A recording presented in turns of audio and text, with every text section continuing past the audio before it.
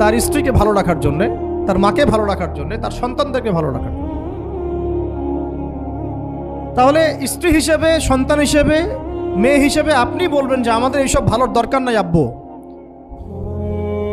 হে আমার প্রিয় স্বামী, আমার এসব ভালোর দরকার নাই, হে আমার ছেলে, আমার এসব ভালোর দরকার নাই, তুই হালাল পথে থাক, ওইখানে তুই আমাকে ডাল ভাত খাওয়া, আমি খুশি আছি। এইভাবে আপনারা তাদেরকে মোটিভেট করেন, দেখবেন সমাজে হারাম কমে গেছে ইনশাআল্লাহ। আর হারাম খাওয়া এই ছেলে মেয়েগুলোও কিন্তু মানুষ হবে না। হারাম খাওয়া যে ছেলে মেয়েগুলো রক্ত মাংস করে উঠছে, এরাও কিন্তু মানুষ হবে না। আল্লাহ পাক আমাদেরকে হালাল খাওয়ার তৌফিক দান করেন, এবং এই হালালের জন্য আপনাদের ভূমিকা অনেক বেশি। আমরা উত্তরবঙ্গ সহ দেশের বিভিন্ন জায়গায় সফর করে যেটা দেখেছি, যত সুদী এনজিও আছে না, এনজিওগুলোর মধ্যে মহিলাদের নামই বেশি, জানেন? মহিলাদের নাম বেশি সুদী এনজিও থেকে। তো এই দাওয়াতগুলো আমরা মা বোনদেরকে দিতে চাই যে কোনো অবস্থাতে যেন